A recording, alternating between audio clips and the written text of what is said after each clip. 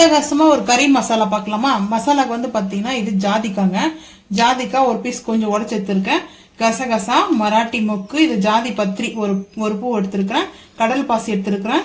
ஏலக்காய், பட்டை, இது வந்து சினமன் சுருள் பட்டை இல்லையா, அது எடுத்திருக்கேன். இது வந்து பெரிய பட்டை எடுத்திருக்குங்க.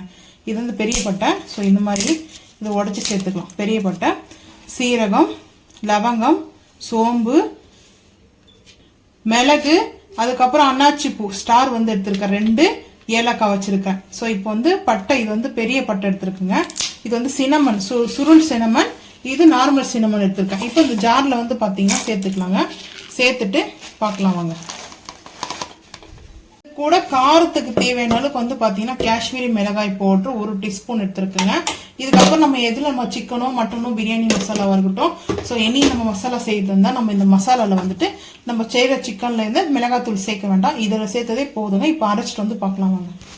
இப்போ நம்ம அரைச்சிட்டு வந்துட்டோங்க இந்த மசாலா. இது பிரியாணி மசாலா சூப்பரா இருக்கும். பிரியாணியா யூஸ் பண்ணலாம்.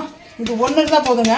Biryani, chicken roast, chicken gravy, chicken வந்து பார்த்தீங்கன்னா நம்ம பெப்பர் சிக்கன் பண்ணுறோம். ஸோ எல்லாமே நான்வெஜ்ஜுக்கு அவ்வளோ அருமையாக இருக்கும் இந்த மசாலா பவுட்ரு. ஸோ நீங்கள் ஒன்ஸாவது ட்ரை பண்ணி பாருங்கள். பார்த்துட்டு மறக்காமல் வந்து கமெண்ட் பண்ணுங்கள். அப்போ தான் நம்ம போகிற வீடியோ உங்களுக்கு நீங்கள் செஞ்சு பாருங்கள் மறக்காமல். ஸோ சூப்பராக இருக்குங்க இந்த மசாலா.